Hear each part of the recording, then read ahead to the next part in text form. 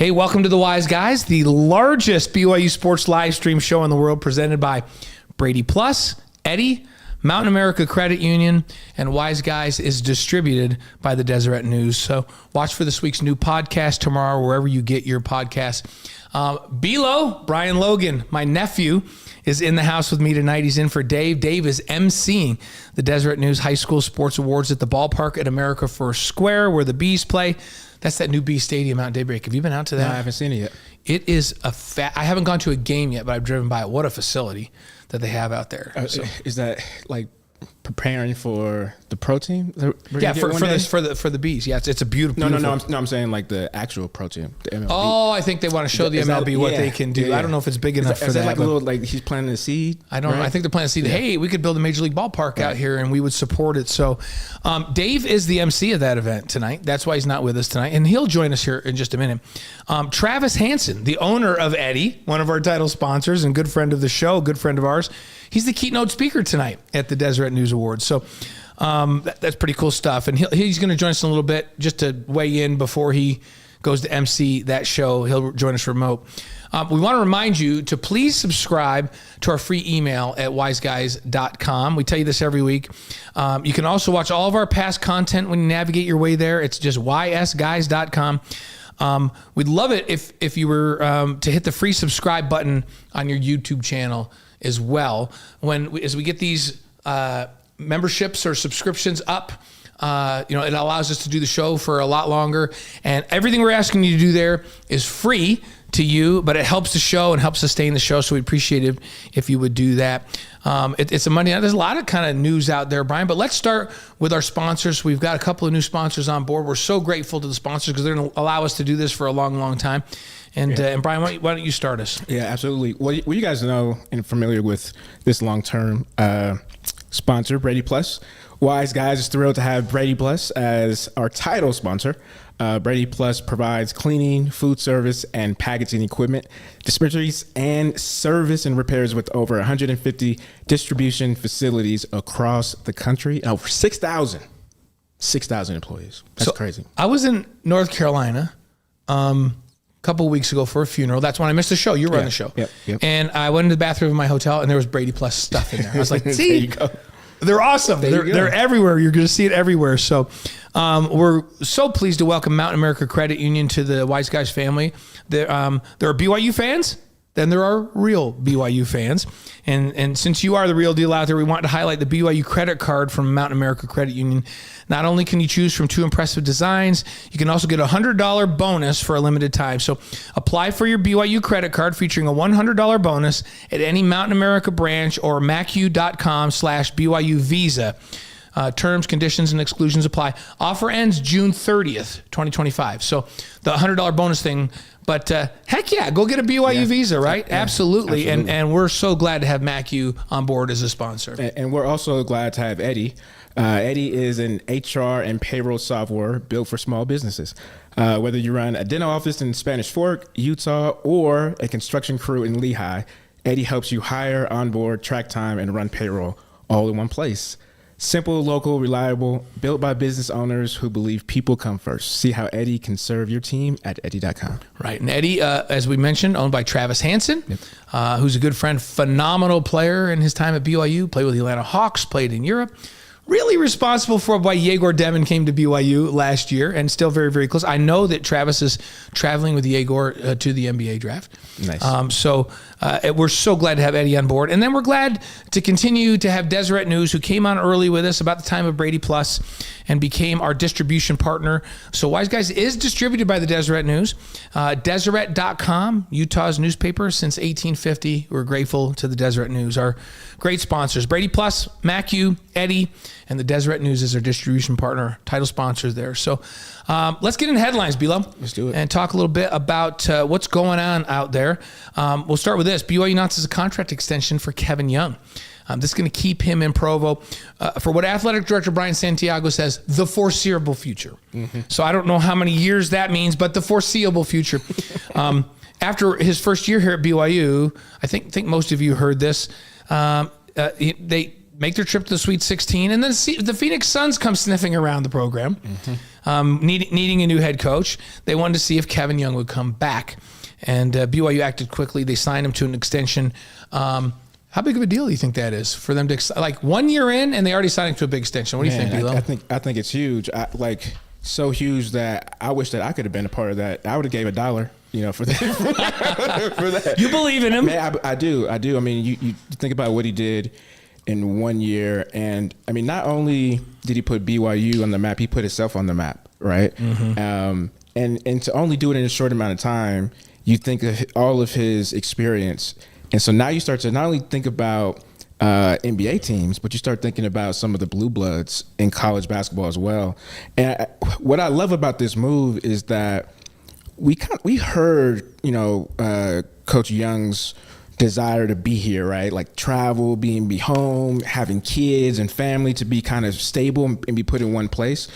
And he's made that known. And I think BYU is now saying, okay, we're gonna take care of you. We're gonna take care of you, and all of the reasons that you mentioned of why you want to be here, we want to make this extension to confirm it. So it's almost like I put it out there and I'm getting the value, right? I'm seeing that my employer is showing value. And speaking of roster building, the Youngs are adding their 4th child to the family this fall, baby girl. There you go. As reported by Jay Drew of the Deseret News. And I think they tie into what I was saying, right? As far as, hey, he wants to have his family, especially, and this, right? Like when you have kids, and especially when they get to high school, you kind of want them to be set, right? Because you establish those friendships all the way from freshman year, then you go to prom with them, junior prom, and you graduate with them.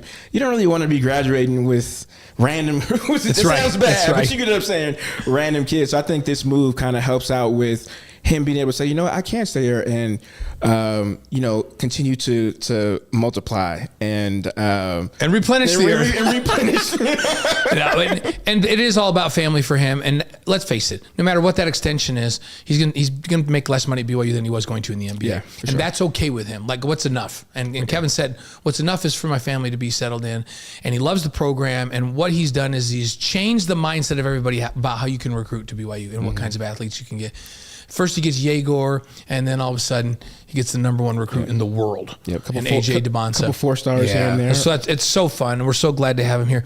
Hey, let's also recognize our roster, the folks that join in on the live stream with us. And Seth's in from Northwest Missouri. We've got Central Cedar Park, Texas is in the house with Phil Jenkins.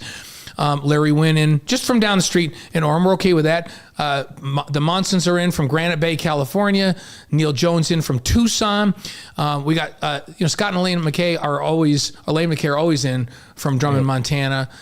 So wherever you are, whether it's in Eagle Mountain or Drummond, Montana or Japan, we're grateful to have you with us. And make sure you join the chat. Throw some questions in there. We're going to have Andrew Gentry on in a little bit.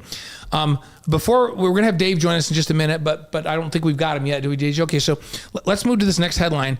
The House versus NCAA settlement is completed. Mm-hmm. So they made a ruling, and the schools will begin paying athletes this July. Roster limits will kick in. However, one of the caveats, and this is one of the things we were all waiting for, is that athletes currently on a team as a walk-on or committed to a team will be allowed to remain for the 25-26 academic year. Also, NIL revenue is not affected by the new rules. However, there will be some oversight to that. So first off, we do know that roster limits, like for football, let's talk football since that's the next big sport up. Yeah. There's a roster limit now. So that you can give scholarships to anybody on the roster, but there's a roster cap of 105. Yeah. Now BYU's used to carrying 123 and having a scholarship limit of 85. Mm-hmm. So basically, this ruling allows BYU to have scholarships for 20 more kids, but it's going to be less walk-ons. So there's going to be 20 who are walk-ons that now get scholarships, but there's going to be 17 kids less on this roster with opportunities than they've had in the past. So there's a plus and there's a minus to this. Yeah. And NIL is now going to be controlled in the schools and not by outside entities. I have yet to see this whole oversight that the NCAA is going to provide to NIL. And we've been saying for years, right, Bilo, there's got to be some over. You can't just have Texas, who has the highest budget in all of sports, say we're going to double whatever anybody else is going to pay because we can, and then have the greatest roster in college football. So there had to be some limits.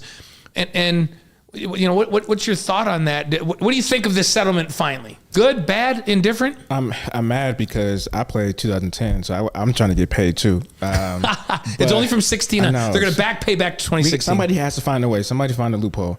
I think it's good that players are getting paid. Maybe this may lighten up players' perspective of, you know, I'm going where the most money is, because now anywhere you go, potentially you'll get paid. Now, I think the number one concern, I guess, is how is it regulated from a salary cap standpoint, right? Which is why, you know, when you look at certain teams in the NBA, like essentially, or I should say NBA, but pros, specifically like football, you're not going to have these all-star rosters every year and not going to have the same team winning and winning and winning, which is why you have quarterbacks like a Tom Brady that would take a pay cut so that he can pay his guys. To stay under the cap, right? Exactly. And so, no, I think in the end it will be good, and it's not just going to go to the highest bidder and allows everybody to compete. I'm just very interested to see how they're going to monitor this, and then how they're going to regulate it. Well, now you have to submit. How are you going to enforce this stuff, right? So I've heard that you have to submit for an NIL deal. You have to now submit it, and then I guess there's an NIL clearinghouse where there's going to be a 48-hour turnover if it's approved or not. Oh, okay. Well, so there you go. And I hope there's these caps, because let's face it, if there weren't salary caps in the NBA, you wouldn't have the Indiana Pacers and the Oklahoma, Oklahoma playing in the finals. No, so that's because there's caps and there's regulations. So Andrew Gentry's coming up right now. Let's go out to our guy, Dave McCann. Dave is tonight hosting the Deseret News annual high school sports awards banquet at the ballpark at America First Square in Draper. Salt Lake Bees play there, as we mentioned. As you know, Dave writes for the Deseret News, and he's the MC tonight. Dave, hey, there's the park behind you. We can see it behind you, and it looks like you have a tux on. What's going on out there? Can't hear you. Yeah, we can't hear him, DJ. Take your mute off. You're on mute. Take your mute off. DJ's going to fix him. DJ's going to fix him up. Try again, Dave. Still muted. You got to push the button. If you're on your phone, go to the top right. Click. DJ, is it on Dave's end, DJ, or is it on our end? There you go. My phone is not muted. There we go. You're on now. Now we can hear you. Hey, Dave, first off. Hey, blame me for that. I won't say DJ. Blame me for that. Yeah. We're looking at America First Ballpark behind you, and Bilo was saying, when they built this new ballpark, was this a message to Major League Baseball? Look what we can do even for a minor league program, and what we'd be able to do if we had a major league team in here. We could expand even bigger than this kind of a thing. Does it have that kind of feel to it? It's pretty cool. I couldn't even believe it was out here. I mean, we're way out here in Daybreak up in Sandy. It looks good, but it's miniature, right? It's built for a minor league team. It seems like, it's not Wrigley Field, which seems like it would dwarf this, but this is a pretty cool place, and it's all brand new. And you're out of downtown, but getting here is a chore, I can tell you that much. And I'm in my tux tonight because these are the high school awards, Mr. Deseret News and this and that. And there's a lot of BYU signees here, including Jade Hedegren, who set her 9th national record last week. I know you guys are going to talk about her in a little bit. And then Travis Hansen's the keynote, and he's the owner of Eddie. Eddie's one of our new sponsors at Wise Guys, so we're totally thrilled about that. So we'll be hanging out with him as he gets ready to enlighten everybody. In fact, he's right over there on his phone. So it's going to be a cool night. But this is fun. I'm going to read 170 names. Oh, man. And I'm going to try not to mess them up. But there's some, I'll be honest, there's some I don't feel great about. Because they're going to Utah? Or what's up with that? Well, I don't feel great about that either. But or they have 9 vowels. Oh, yeah.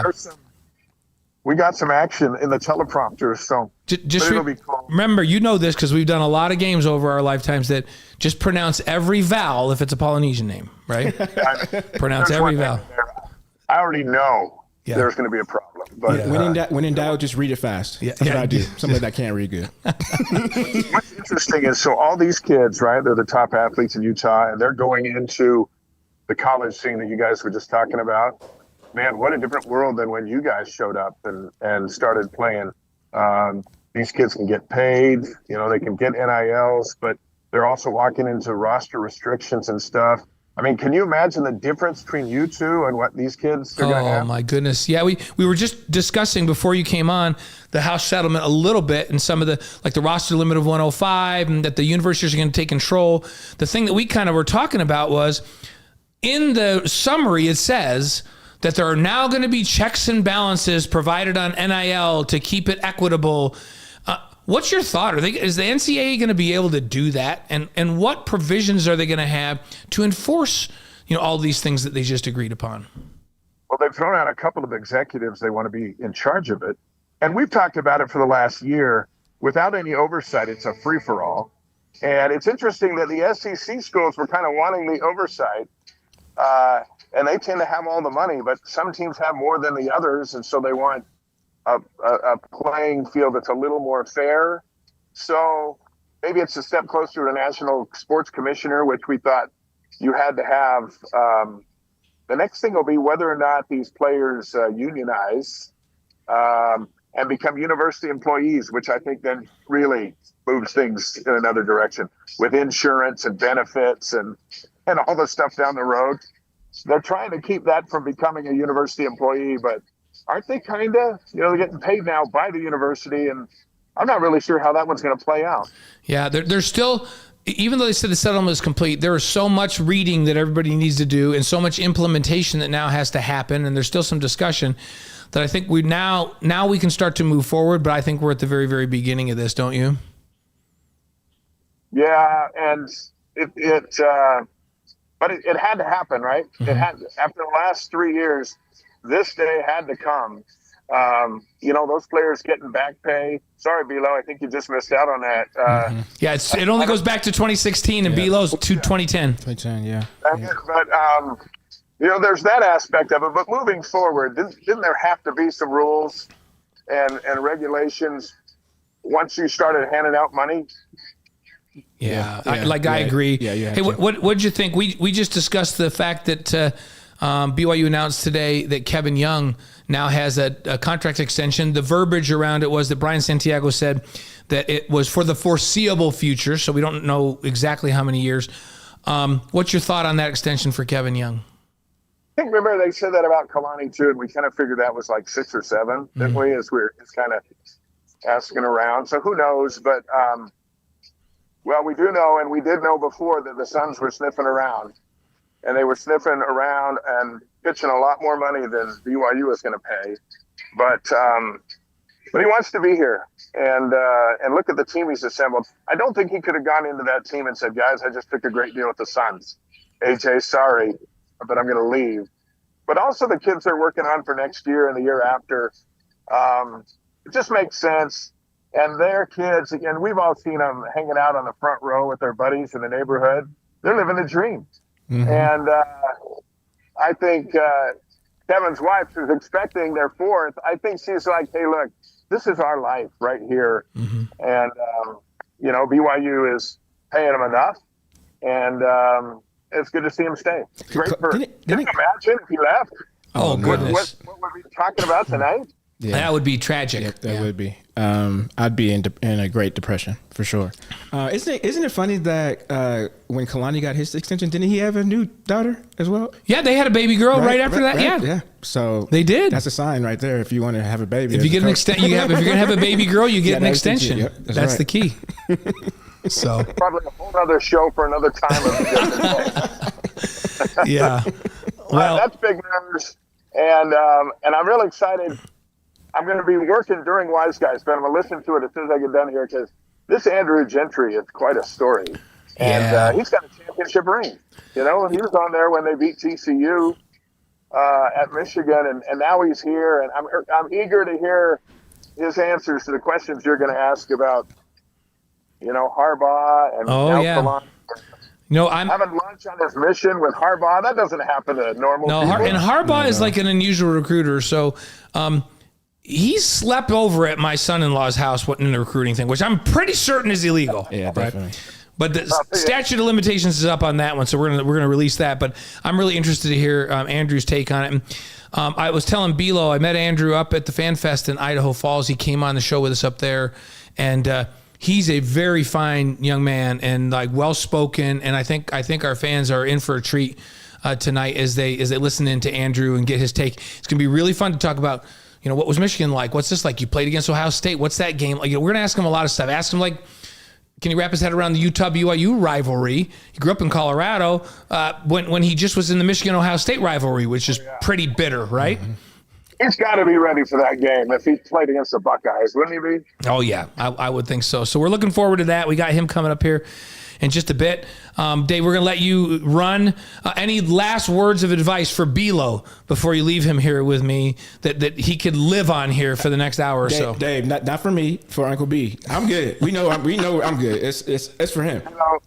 The over/under is 3 Bronco mentions for you tonight. Yes. And just keep Blaine on point, and you guys will be awesome. They're going to announce me here in a minute as a co-host of the Wise Guys, so we're going to let everyone in the ballpark know beautiful about our big show. Nice. So I'm going to go do that. You guys do this, and then I'll see you back here next Monday. I'll be in studio, Blaine. You'll be in New York. That's how we roll. You got it. Hey, give Travis, our great sponsor, a big hug for us. So. You got it. All right, see you, Dave. Thanks for coming on, man. You bet. Dave McCann.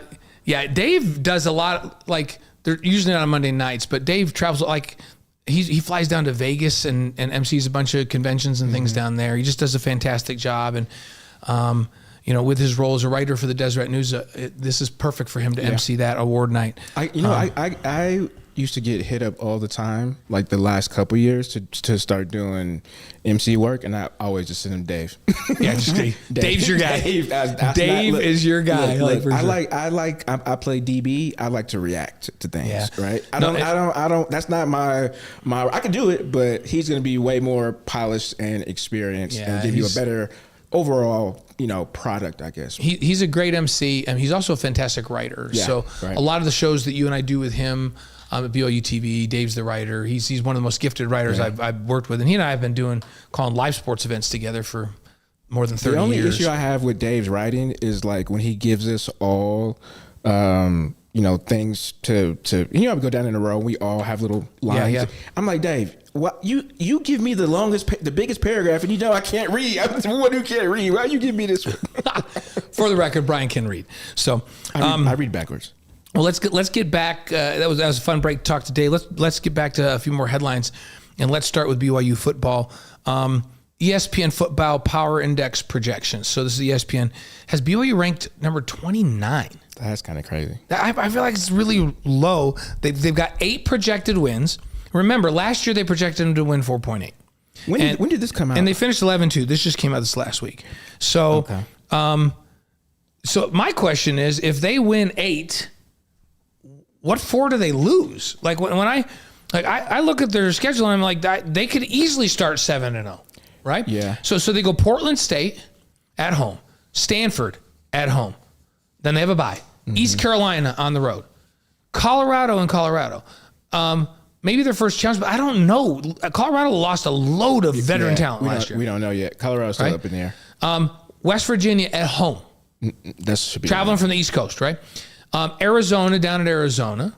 No. They do and then Utah. Like I look at it and it's like, I'm not chalking up a loss in any of those first 7 games.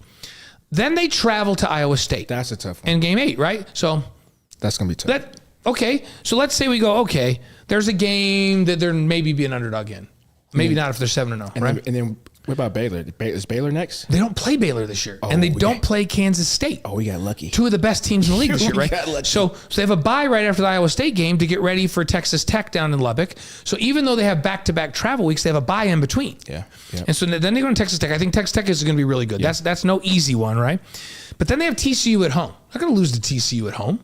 I see. So the potential 4 losses are what? And then they have Cincinnati on the road, and then they play Central Florida on November 29th in the snow, in the cold at home, right? So, find me the 4 losses. The potential 4 I see is Iowa State. Right. Utah. Okay. Utah's up. Utah's always up in but the air. just potential, right? You're just saying potential. Potential. Texas Tech, and they got Morton back at quarterback. Texas Tech, and then I would say TCU. But TCU's at home in cold weather time in November. Is it at night?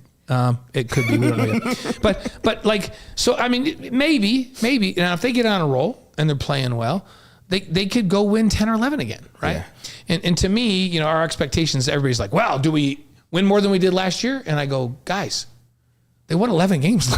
They won 11 games last year. I mean, I guess so. So. Are they going backward if they win 9? I think anything 9 or above is great in this league. Yeah. Right? I mean, I think 9 and above is a consistent standard for college football across to be seen as a solid, an above average. I should say above average, like a top 30 program. Yeah. And I think Oklahoma State is a good example of that. Maybe not the last couple years. Last year they struggled. But they've always been consistent 9s, right? 9, if you win 9 or more on a consistent basis, you're a top 30 program in the country.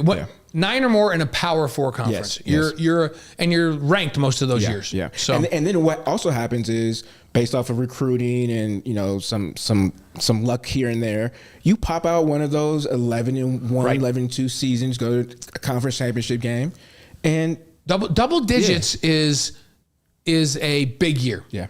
For any program. Except like Ohio State. If they don't win 10, everybody's really, really disappointed. Yeah. Right? Yeah. Michigan kind of got that, but Michigan wasn't that way for 2 decades. They just finally got back to that last couple years. So they're really disappointed if they don't win 10. Alabama's disappointed. Alabama's disappointed, and they haven't, in recent years. So there's a few programs. Texas, I think, feels like, hey, we're back with Sark. If we don't win 10, that's gonna. But we're talking the elite of the elite. The ones that we're talking about are going to be in the top 5 preseason polls every year.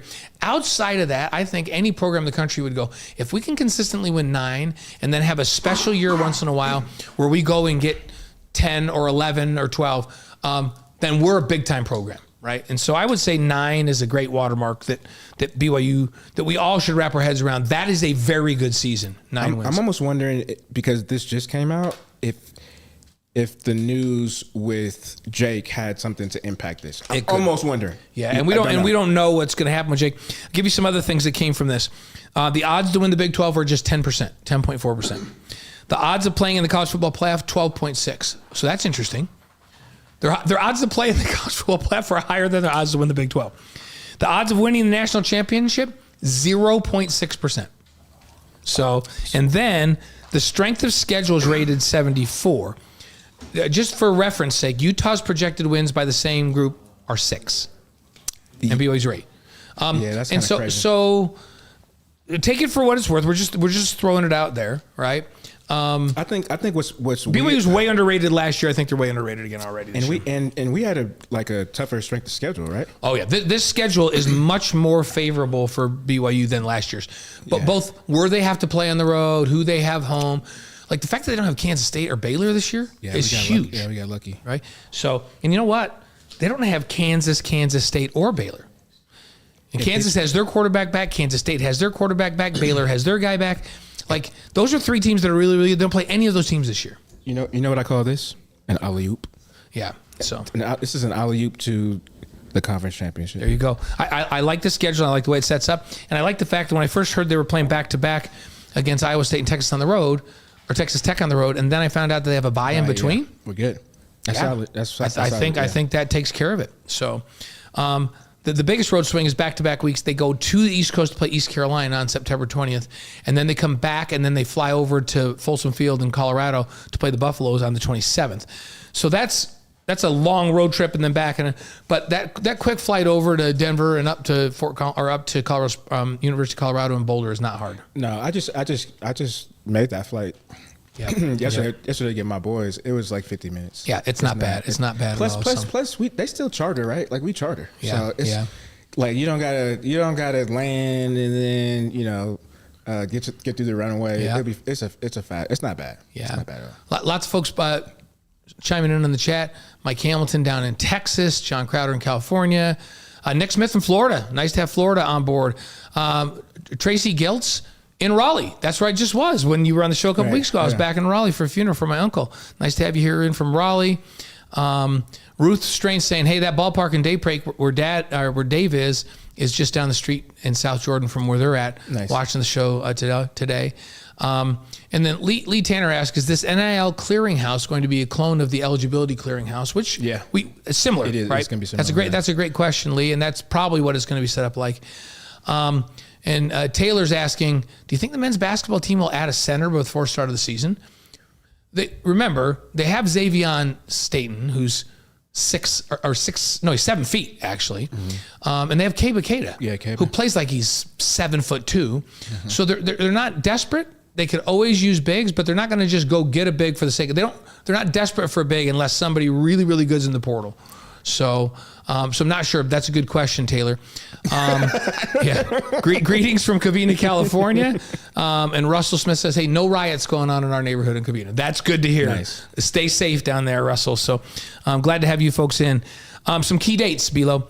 Big 12 Media Days are July 8th through the 9th in Frisco, Texas, which pretty, it just seems like, hey, we're only a month away from Big 12 Football Media Days. The AFR season premiere will be July 29th. That's when you know it's when the first episode of AFR hits, it's 100% football season. It's the time. That's when it is. It's time. We're going to lead you right in. We usually do position group, kind of like we'll highlight different stars each week. And the way we like to arrange it is the biggest stars we save for the week right before game week. When we do AFR, we're going to give you a preview of the other team. We're going to talk about getting ready for the game. Right. But we start with the stars, and the stars just keep getting bigger as we go through the month of August. We start on July 20th, we go through the month of August, and the highlights will show you lots of fun.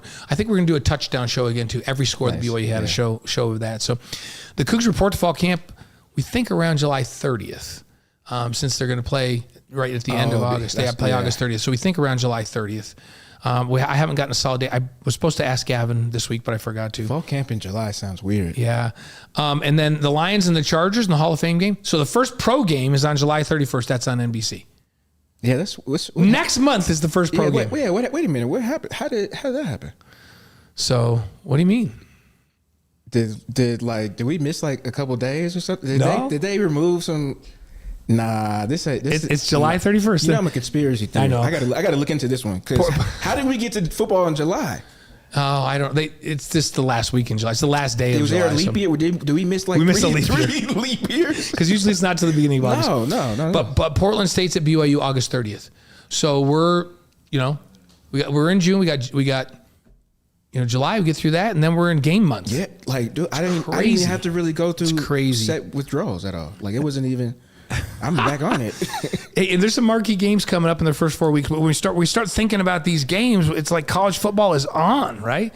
So take us through that. Yeah, so Iowa State versus Kansas State. That's August 23rd, and that's in Dublin, Ireland. That would be cool. Very cool. And is this considered a conference game? Yeah, it is a conference. I think it is a conference game. Right? Yeah. Because there's been some of these ones that were scheduled from before with the Pac-12 schools that came in, and they're like, they were already scheduled. If you keep them on the schedule, it's not a league game. Okay. But these guys have both been in the league for a long time, so it's got to be a league game. Now look at this one. Iowa State at Texas. That's August 30th. You mean Ohio State? Ohio State. Yeah, at Texas. Ohio State at Texas, August 30th. That's big. That's like there's some big games. This early. is the blessing right here of college football. Like first week to have these matchups. Yeah. LSU at Clemson. That's August 30th. Notre Dame at Miami. I don't know how good Miami's going to be. Michigan at Oklahoma. That's September 6th. Georgia at Tennessee. That's September 13th. And then Texas A&M at Notre Dame, September 13th. Arizona State at Baylor, September 20th. And then Texas Tech at Utah, September 20th. So it's schools to watch that BYU's got on the schedule this year. So do you notice that Arizona State, who is on everybody's list to be top of the league again this year, they're not on BYU's schedule. No Arizona State, no Kansas State. No Baylor. This is an alley-oop to the conference. I'm telling you, the road to the championship. Well, it's the opposite. BYU had the toughest schedule in the league last year, and this year they had one of the easiest, which helps. That helps. It does. So nothing's easy in a league like this, but it sure is better to not play those schools. And then hopefully you face one of those in the Big 12 championship game. Yeah, and I mean, you know who I want to play in the Big 12 championship game? Arizona State. That's who I want. Why? Because they need revenge for that nonsense last year. Oh, yeah. Okay. For that nonsense I can see that. I want to play the easiest team. Yeah. So I'm gonna take us through bowl season because they've announced a lot of these notable bowls. And while I'm doing that, I'm having Andrew Gentry, who's in the house now in the green room, have him come over and you get him set up, Brian, there while I go down through this. So first game is Cricket Celebration Bowl, December 13th. That's the first bowl game in Atlanta. Then the Pop-Tarts Bowl is on December 27th in Orlando. Big 12. That's a Big 12 game. That's 1:30 on ABC. Pop-Tarts Bowls looks like a cool one. They actually make a giant Pop-Tart while you're there. The Alamo Bowl, which BYU played in last year, is December 30th, San Antonio, Big 12. It's the best non-college football playoff bowl. Especially in terms of revenue. The Cheez-It Citrus Bowl is December 31st in Orlando. That's another Big 12 tie-in bowl game, 1 p.m. The first and second round of college football playoff games are to be announced where there's going to be because they're at the home team. And then the Cotton Bowl is the college football quarterfinal. That's December 31st. The Orange Bowl is the other quarterfinal. That's on January 1st. The Rose Bowl is a quarterfinal. That's on January 1st. And the Sugar Bowl is a quarterfinal. So the 4 quarterfinal games this year are the Cotton Bowl, the Orange Bowl, the Rose Bowl, and the Sugar Bowl. Those are some big-time names for the quarters. The semis this year are in the Fiesta Bowl down in Phoenix, and then at the Peach Bowl down in Atlanta. So those are the semis. Those are national semis. And the national championship game is January 19th in Miami. That'll be on ESPN National. So there you go. That's the setup. And BYU's goal obviously is to get in the college football playoff. This year, which they barely missed out on last year. One more win last year, and they'd have been in that thing for sure. And to make their way through this thing, which would be great. Cotton, Orange, Rose, and Sugar would be quarterfinal games. Fiesta and Peach would be the semis, and the national championship game in Miami. Well, you know what? If Kalani wasn't a gentleman, they get in because the tie, right? The three-way tie has to do with points, and he doesn't run up. He doesn't run. I know. I'm just speaking facts. So, hey, you see as you're looking at below there, our guest for tonight. So glad to have Andrew Gentry in the house. He's a new addition to BYU's offensive line, but he's not new to college football. That's for sure. Nope. He's 6'7". We have you listed at 327. Is that close in? I've actually lost a little bit of weight since I've been at BYU. They wanted me to drop down a little bit. So I'm like 315 right now. So 315, yep. Hey. Nice. BYU's last 2 left tackle draft picks were all around 315. So yep. It seems like a good way. Junior in eligibility, right? Yep. So, which is fantastic. He's been at Michigan the last 3 years. Next month, he'll report to his first fall camp for the Cougars, but he's been here working out with the Cougs for a while. Yep. And Andrew and I got a chance to meet because he came on our Fan Fest show up in Idaho Falls. Sir. So it was my pleasure to interview him there. It's my pleasure to have him here on the Wise Guys. Andrew, this is the largest BYU-related podcast in the world. Nice. It goes all over. We have people on that check in with us from Japan and South America and all over the place. Only can BYU have a BYU-centric podcast and have it go all over the world. No doubt. Because that's the way it is. Welcome to the Wise Guys, Andrew. Thank you so much for having me. Super excited to be here. You guys are awesome. So really pumped to be here. Well, and I know you came early, right before Brian and I even got here. I did. I misread the text, but it was super easy. I was just thinking, now this is my guy already. Well, if it says 6:40, I'm coming at 6, right? That's what TJ likes, the line coach, right? Oh, yeah. So, summer workouts are underway. You've been with the team. Last time I saw you with Jada, the other tackle. You guys be bookends for us. What's impressed you the most about your time here at BYU so far? Yeah, I think the thing that's impressed me the most is just to see the change that's happened over the last, I guess for me, really 5 years. Coming out of high school, seeing what it was like having a brother that had played here. Not to say that anything was bad before that, but being independent, having that, not really having the goal of making it to a conference championship and getting into the playoff being really tough. It just wasn't the expectation to make it to the playoff, right? The big expectation was, all right, let's see if we can make a New Year's 6 game. But now I think, especially after last season, you really see a shift towards, hey, let's make it to the playoff and let's go win the playoff. And that's the way that our coaches coach. That's the way the players are working. And so that's really impressed me. And that's a big reason why I wanted to come to BYU, because obviously I've been in a culture at Michigan that was pushing for national championships every year and won a national championship while I was there. And so I didn't want to leave that. I didn't want to go to a culture that wasn't going to be pushing for national championships. And BYU is. I really firmly believe that we're working for that goal. I see a lot of similarities from the team that I played on in 2023 at Michigan to what BYU is doing right now. And so just the level of urgency that's present right now at BYU is definitely something that's been on my mind. And your dad played here as well, right? And your brother played basketball. So is it like a home? Were they like Oh, thank you. He's having a come to Jesus moment. Point intended. You know, honestly, my whole family was always super supportive wherever I ended up, right? Because I'm originally committed to Virginia, then flipped while I was on my mission to go to Michigan. And so no matter where I've decided to go or gone, you know, they've always been super supportive and really encouraging of whatever I wanted to do and making that decision.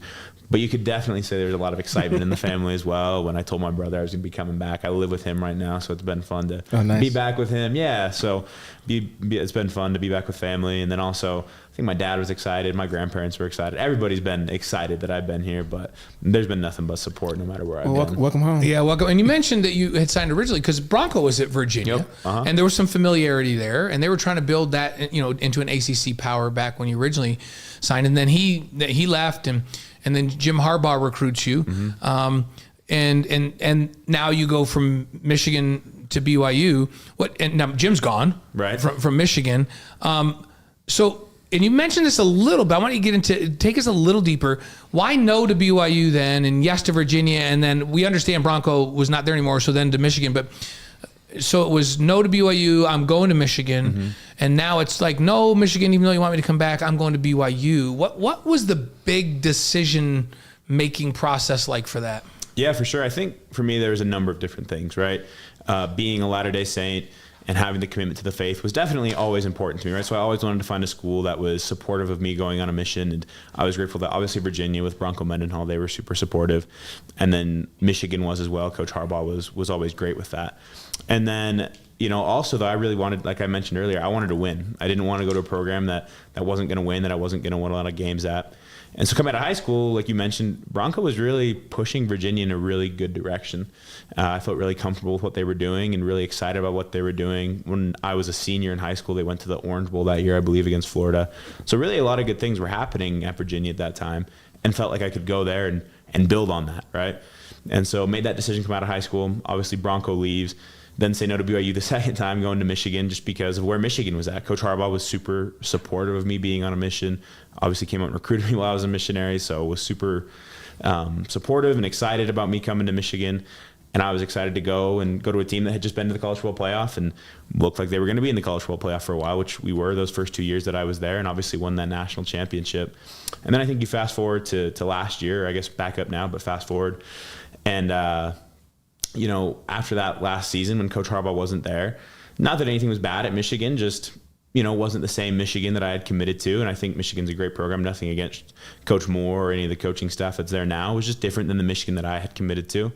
And so wanted to explore different options again. And then, like I mentioned, BYU is now really pushing, being in the Big 12, to really be a powerhouse, right? I don't think the days are here anymore where it's just, oh, let's see if we can, you know, win a few games here and there, and let's get bowl eligible. You know, being bowl eligible is like the bare minimum, and then after that, it's let's see how far we can really go and push this thing. And that's what I want, right? I don't think it should even be in the back of our minds, are we going to make a bowl game or not? It should be, you know, how late are we playing in January, and that's my goal. Hey, Bilo, did you hear him say Coach Harbaugh came out and saw me on my mission? Yeah, I thought. So when you were gone, you stopped in and you left.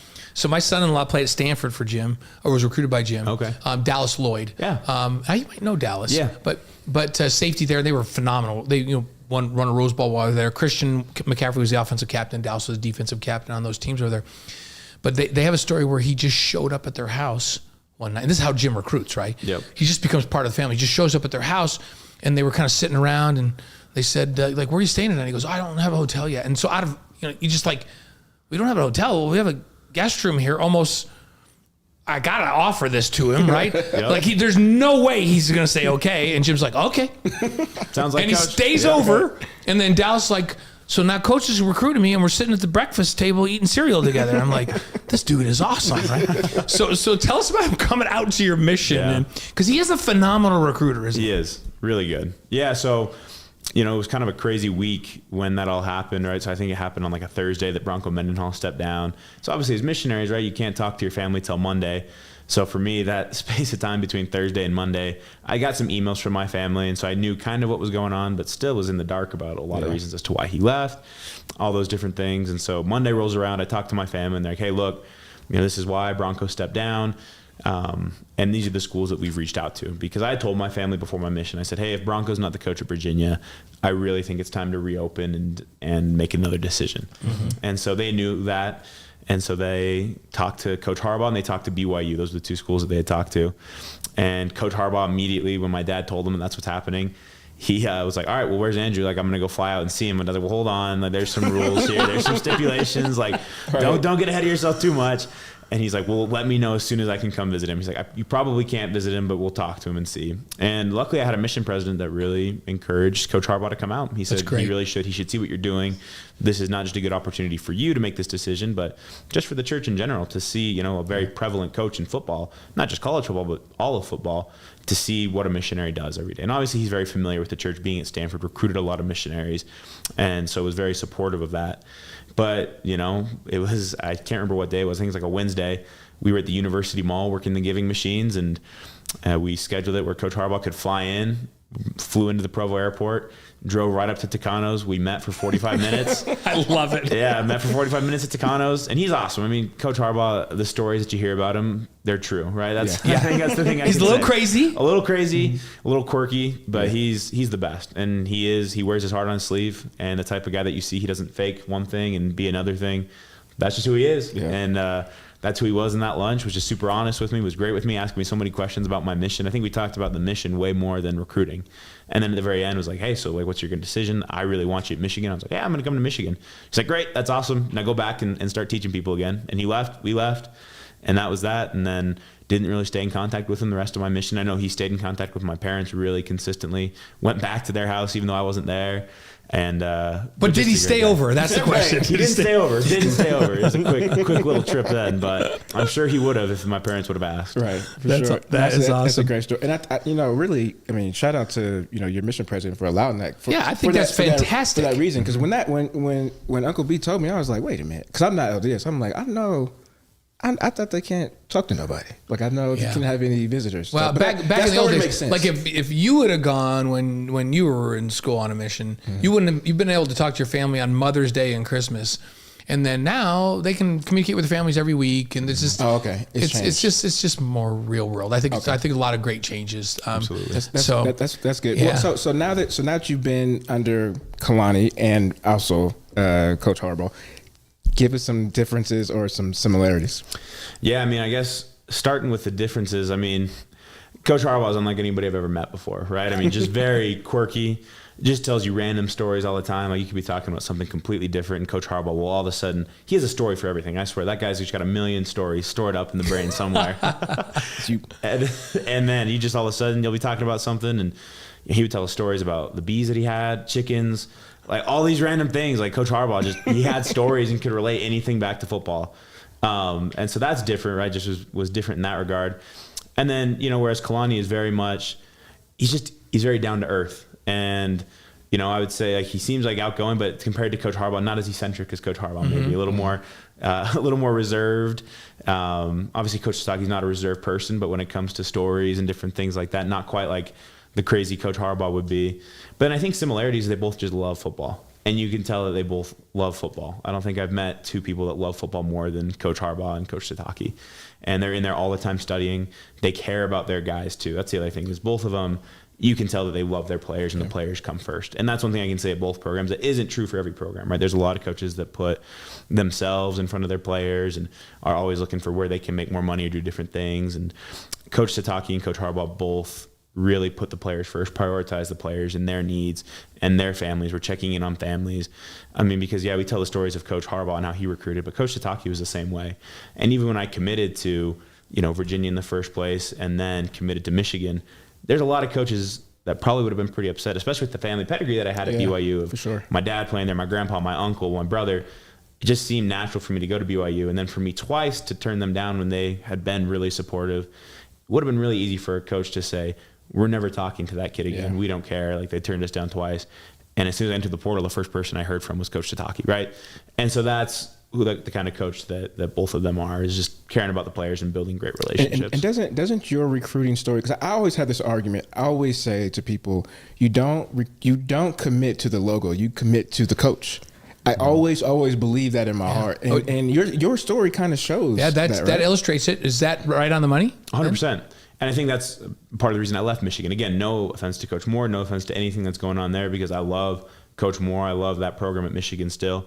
But, it's... You went to play for Jim Harbaugh. I went to play for Jim Harbaugh. And now you've come to BYU to play for Kalani. Yeah, and for TJ in that group. So 100%. Hey, BYU offensive lineman Andrew Gentry on the Wise Guys, presented by Brady Plus, supplies plus support, by Eddie, HR and payroll software built for small businesses. See how Eddie can serve your team at Eddie.com. Travis Hansen, a keynote speaker tonight at the Deseret News High School Awards. And by Mountain America Credit Union. Apply for your BYU credit card featuring a $100 bonus at any Mountain America branch or macu.com/BYU Visa. And get your $100 bonus and get a BYU Visa card, which is really, really cool. And remember the Wise Guys, distributed by the Deseret News. Andrew, you played 26 games at Michigan. Mm-hmm. Starts against Illinois, Michigan State. What was it like playing for the Wolverines? I've been on the stadium floor. I broadcast a game from there where I was a sideline. So I've been there with 100,000+ folks in the stands. What's it like to play there? Yeah, I mean, it's pretty surreal. I don't know if you can really put it into words. But I remember walking onto the field at Michigan and being, wow, this is big. And then all of a sudden when you walk in, when it's filled with 110,000 people, you're like, wow, this is really big. And all eyes are on you. But it's just a surreal experience. I mean, it kind of feels, you hear the stories of the Colosseum back in, in Rome and whatnot, and just people yelling and the way that it's built. That's what they took their inspiration from, was building like a Colosseum. There's one way on the field, one way off the field. That's how they wanted it to be. Obviously led to some issues at Michigan that we won't get into. But it's fun, right? It's kind of like a going into battle. But knowing that you got 110,000 people watching it can be nerve-wracking, but at the same time, it's just so much fun. I think it's fun to go out there and then play for the Wolverines and those people watching you and supporting you. It's a great tradition. It's one of the blue blood programs of all time. In that league, you play in a lot of great places. You'll play in some great places in the Big 12 as well. Yep. Do you have a favorite place outside of the stadium at home that you played in? Maybe not even in the Big 10, but is there a place that you played where you went, wow, this is a cool place? Yeah, two come to mind immediately. So unfortunately, I didn't get to go to Ohio State last year because of an injury. I never heard that one's cool, right? I mean, I went on a recruiting visit for the Michigan-Ohio State game at Ohio State. Really? Yeah. Oh, wow. Yeah, so it's, how it goes. Mm-hmm. But I'd say the two most memorable for me, the first one, just for scenic reasons, is Washington. That one's beautiful. Pretty unbelievable. Yeah, you got Mount Rainier in the background, right on the lake. It's unbelievable in terms of just a scenic setting. But then I would say one of the most memorable was Beaver Stadium, playing Penn State. Yeah, 110,000 there, right? Yep, 110,000, and that was right after the whole sign stealing allegation at Michigan. And so you had 110,000 people that didn't just want you to lose, but literally hated you and did not want anything to do with you. I don't think I've ever felt more hate in my life, but that was just such a fun and memorable game back in 2023, playing at Beaver Stadium. Again, just a traditional place. But very cool. It was cool. And there's I can't say that like BYU. Where's your favorite? Where's your favorite you ever played? Oh, my favorite. I mean, Utah's a pretty crazy environment. Wyoming. Oh, you like playing against those crazy people? Yeah, that's why. This is why. Because at 11 o'clock in the morning, everybody was drinking and they were having. It was a party. The crazy thing is it was a night game. and they're drunk by noon. And their mascot. I call him the mascot. He's not a mascot. He's just a fan. The barrel guy. Yeah, Captain Adjo. I think that's his name. Yeah. He's naked. And just with a barrel. And he comes over to our sideline. He's had fun. It was basically a party. It wasn't that they used as a football. Like the football game was just the venue. You know. So and we won pretty good. I like that. I'd like that. Against Oklahoma, playing in the Cowboy Stadium. That was cool. I did that game too. I broadcast that one. But that was my first D1 game. Because I went to junior college first, and to play in an NFL stadium. That was the first college game in Jerry Jones Stadium. Was that one? Yeah, and Andrew may have watched that because you used to watch BYU. Oh yeah, no, I remember that game. He's too young to watch my favorite one because we opened our season back at Georgia between the hedges in Athens with Herschel Walker playing tailback for them, and we had them tied with like 3 minutes to go, and they drove down and kicked a 53-yard field goal and beat us 17-14. But the environment between the hedges there at Sanford Stadium was pretty incredible. Environments make a huge difference. 88,000 then. I think it seats 96 now, but 88,000 is like this. It's like steep. Like I feel like they're hanging over you. Oh, yeah. It was really cool. I mean, they're probably the worst, I would say, environment from a fan standpoint, it would be Utah, right? Because they like literally hate us, and we hate them too. Well, I don't know about you guys. Andrew's gonna witness that. It's in our place this year, but then next year he's gonna get to. I'm go excited. Yeah. And so like playing, like the stories that you've just said in like with those fans and those stadiums that are historic, like that will prepare you pretty much. And so instead of going down that route, what I want to ask you is, like, what do you think the preparation being in the Big Ten and coming to the Big 12? And say this how you want to say it. I don't want to get you in trouble, but people always talk about there's a drop-off, right, when it comes to different conferences. And since you've been around the program and a Big 12 program, come and give me some of the similarities, maybe some of the differences that you've seen. Yeah, so, I mean, it's tough to say exactly, right? Not having played a game yet, of knowing the whole, people do mention the whole drop-off thing.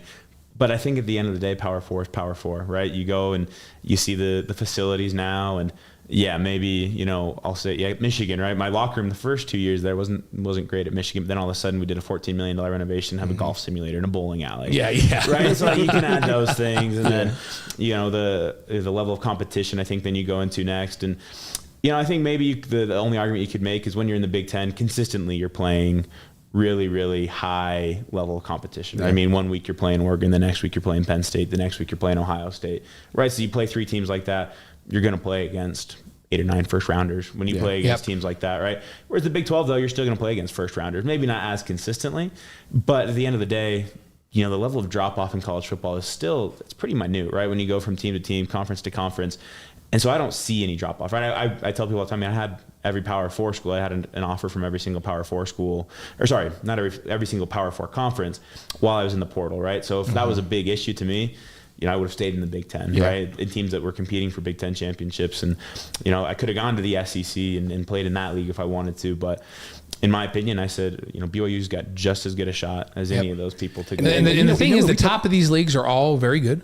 Oh, yeah. And the bottom of these leagues are all not good. Yeah. Right. That's the bottom of Big Ten's not good. The bottom of Big 12's not good. Right? They're not good. And I think you see last year everybody was saying, right, you go to that playoff game with Arizona State and Texas. And I think, we got worked by Texas last year at Michigan. And I think everybody just kind of assumed that Texas was going to go in there and just work Arizona State and just be, hey, welcome to the SEC. Yeah. Like, this is big boy football. And Arizona State should have won that game, right? Yeah. I mean, they really should have. If it's not for that 4th and 18. The top of the league, and maybe the top of the Big Ten's got a few more, like it's a little deeper at the top. Exactly. And the middle's probably very similar, and the bottom is probably very similar. Yeah. So there's a couple more teams, and that's how it goes to the top. If you're the top in this league, you can compete. TCU was in the national championship game a couple years ago. Yeah. They beat us. Yeah. BYU offensive lineman Andrew Gentry's on the Wise Guys live on YouTube, Facebook, Twitch, and wiseguys.com. We'll be available as a podcast tomorrow morning, whatever you get your podcasts. So glad to have him on here. Brett, you had a question for him. I was going to say, we always talked about the differences in conference from our opinion, Uncle B and I, it's just the height, weight, and speed difference. So like talent-wise, which you can make an argument that those 3 combined, can increase talent, but really the differences that you see, especially when I played in the Mountain West, like I remember playing Pac-10 schools and wondering why are their corners like 5 inches taller than our receivers? But Andrew, you got to realize that everybody's corners were 5 inches taller than Brett. and the fact that he could start at corner against Oklahoma at this height tells you how skilled he was. I'm 5'6". I play corner. Dang, actually, wait, stand up. Yeah, this is okay. I don't know if we can see. Can we see this? That's what I'm talking about right there. That's and Andrew, are you 6'7", right? 6'7", 6'8". 6'7", 6'8", yeah. Now I told them that if you sit down and if I stand up, where's this shot? It's right there. There you go. There you go. If I stand up and while he's sitting down, I could almost pull it off. Maybe this was higher. Yeah. Well, I put, before I went over there, Andrew, I put your chair down a little bit and I put Belo's up a little bit. And he's like, do I need to stand? I'm like, no, you're fine. We are who we are, right? It's all good. So, we talked a lot about where you've been. What are you looking most forward to when you take the field for BYU in a couple of months?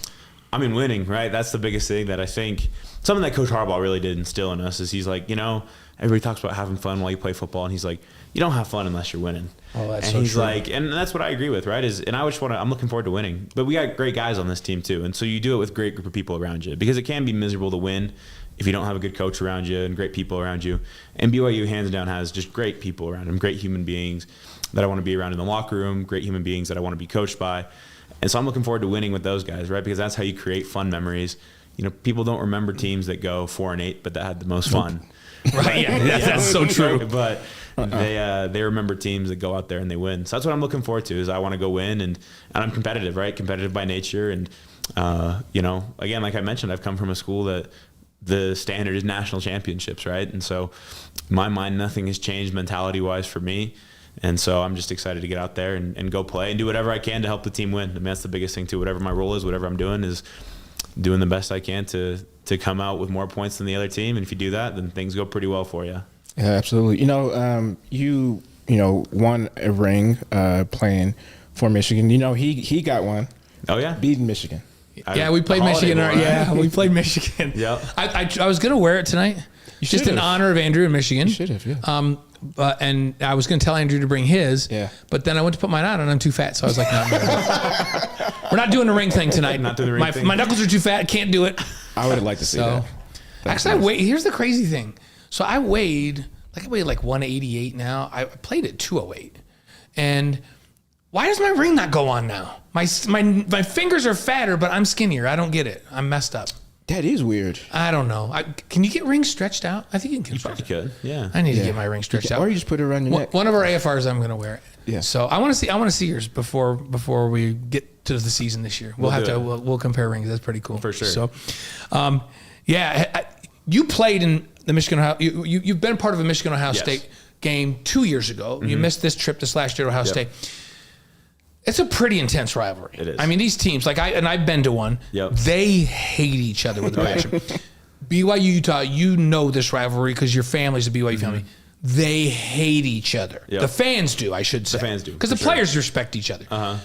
Do you?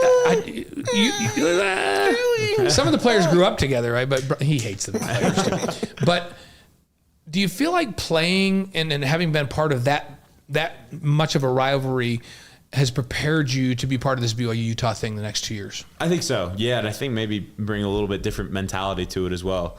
Obviously there is a hatred towards it here, but I don't think there's anything quite like that Michigan Ohio State rivalry, right? Because I walked in here and I was like, oh, so we just hate Utah, huh? Like you can't talk. Like, like we grew up, like you said, right? Guys grew up with them and whatnot. But I mean, those aren't real Cougars, then. Good. All right, that's what I said. Those are probably transfers, from the transfer portal. Yeah. Coach Tataki does a great job of teaching gospel principles of, hey, you love your enemies and whatnot. I will say that's a tough pill for me to swallow. A tough pill for me to learn because I'm from a school where you absolutely hate your enemies and you wish no good upon them. And I think that's pretty evident as the Michigan Ohio State game ended last year. And coaches have all made comments about that game. They all ask, were you upset about how the game ended? It's like, there's no love lost between those schools. You can do whatever and say whatever. And that's just kind of the way that works at that rivalry. And so I think for my mentality, that's what I came in with is, you hate your rivals, right? You come in and it's bad blood, between you and your rivals consistently and constantly. But at the same time, trying to embrace the culture here that BYU has said of loving your enemies, because there's a lot of good to be said with that as well. Yeah. It's interesting. Who do we have? We were talking to about this where they were just like, no, in between the white lines and between whistles, we want to dominate them, right? We want to show our strength, and we literally want to beat the living crap out of them, right? Yep. In between the whistles, we're put our hand out and help them up. Yeah. Because we're going to play with ultimate sportsmanship, which I think actually gets in people's heads. I think it does. They're like, what? Yeah. Like I'm all going nuts out here, and he's just playing within himself, and they're kicking our butts. I think it almost grinds it in more. I think Kalani's philosophy is we can be gentlemen and sportsmen, 100%, and we can beat the crap out of them. That would be hard for me. That mentality is hard for me. My mentality was between 0 and 60 minutes. I'm trying to kill you. I'm trying to absolutely kill you. After that, we're cool. Unless you play for Utah. Yeah. So, and Andrew, you play an interesting position. I want you to take us inside your head here for a minute, because with Bilo, he's out there on the corner, and it's kind of a speed matchup, and sometimes it's physical, but he's got to run with guys, and he's got to break on the ball, and that's what he's got to do. your job at offensive tackle is somebody going to line up across from you, whether he's going to be, most of the time he's going to be outside of you, right? And you are going to have a physical, man-to-man battle every single solitary play for 60 minutes. How do you get your mind ready for that, and how can you sustain that for 60 minutes? Yeah, and I mean, I think it's an interesting point you bring up, because I've actually talked to a lot of corners. I think it's interesting, but people, they might not understand this, but I think there's a lot of similarities to playing corner and playing offensive line, because you're on an island. And that's the tough part, is you're on an island a lot. And the other thing is, if your name's getting called a lot, you're probably not doing very well. No, you don't get recognition for the good things. They don't even throw your way. That's the best thing you could ever do. That's the best thing, and nobody will never know. And then the one or two things that you do poorly, like give up a touchdown, PI, the whole world is like, this guy sucks. Yeah, right? It's horrible. So if a defensive end beats you around the edge or takes you upfield and cuts underneath and sacks the quarterback, everybody knows that you missed the ball. 100%. But if you stalemate him at the line of scrimmage, he never even gets upfield. Yeah.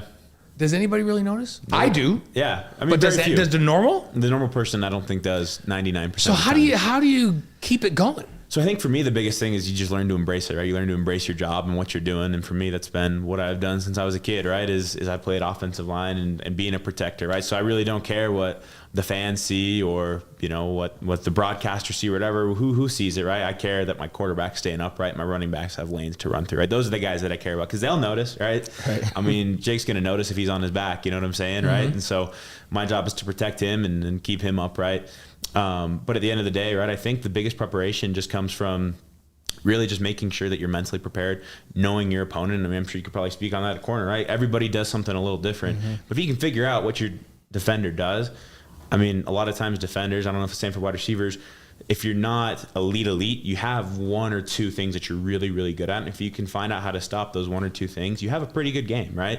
And then it's playing that mental game the entire game of figuring out what their next move is and prepping yourself. And as the game goes along, adapting and seeing how the game plays. And so for me, right, it's fun, right? It's almost a battle to constantly see, how is this game going to change? What can I do to stalemate my defender even better? What can I study in film to see exactly how my defender is going to play? So I know his top three moves no matter what they are. Because at the end of the day, if you have those top three figured out, unless the defender is elite, going to be high first round, then maybe you figure out a fourth. But if you have four, I can almost guarantee that any offensive lineman can play really, really well. And obviously you're going to get beat someplace, right? There's really good defenders out there. And you do, I don't think the average fan understands how much work you guys do. Like I just stopped in the office the other day, and my son Gavin Fowler was sitting with Clegg, and they were going through film, and Gavin would stop the film and he'd say, okay, what do you think this offensive set, what do you think they're going to do? Yeah. And he was saying, well, I think this looks like it's a run-based set, and I've got to watch for a crack, for a double team down, because they've got a wing lined up here. And Gavin's like, that's exactly right.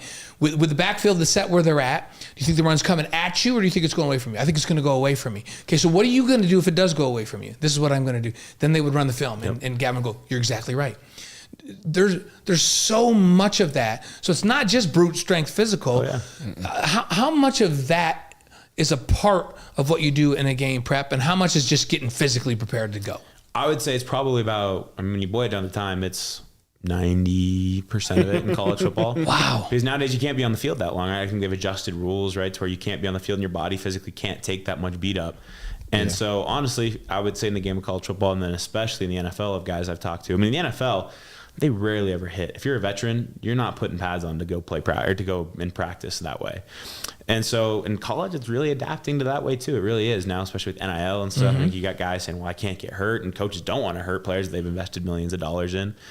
And so it's becoming more of that. And so I'd say 90%. For the good players, it should be 90%, right? It should be the meetings that you have with your coaches, but then additional, you really need to be studying it a lot, again, because if you can figure out the mental aspect of what your defender is going to do or what the offense is going to do, just like you were describing, then it gives you such an advantage, right? If you know what they're going to do, now it's just, all right, can I be athletic enough to just get to where I need to be? And then if you are, then that's how you win reps. And see, Uncle B, like Andrew's making my point. Like, this was a while ago, years ago. Remember when the corners would always rotate? Yeah. And it would piss me off, because I'm like, as a corner, how can I gauge my opponent? I mean, film can only do so much, but by the middle to the end of the first quarter, like what you said, I've seen everything that he can provide to me. So I've always felt that was a disadvantage to corners with having them rotate, because it's not the same, like on the field. Like, how would that impact you if you were rotating in that way?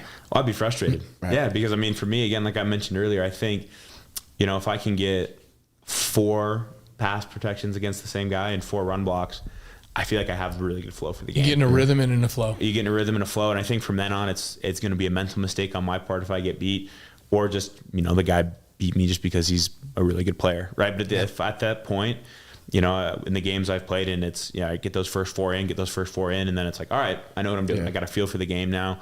I know what this defender's going to do. I know exactly how he's going to play. And coming into the game, right, you should have an idea, and then you get that feel for it, and then after that, it should be, all right, now let's just go play football. That's good stuff. So I've kind of have this theory that really good offensive lines that dominate have at least one guy on the line that's almost certifiably crazy. Right. Like there's got to be one guy that kind of, you have to have a bunch of thinkers that are really physical and good, but you have to have the one guy that's just nuts enough that the whole level of the offensive line is up there. Yeah. Have you figured out who that guy yet is for this? I don't know if I have yet. It's been tough for me, right? Because I was out in spring. I was watching, but it's hard to get a gauge on guys in spring. Right. But I think we've definitely got a couple crazy guys out there that could go out there and raise it a little bit. One that comes to mind, Waylon Lapuahu. He wasn't in spring at all either. Coming back from an injury, but he's from what I can tell and film I've seen, I could see that coming from him. Just an experienced guy too, but he also knows the offense better than almost anyone in that building, right? Because he's played so many games and started so many games here.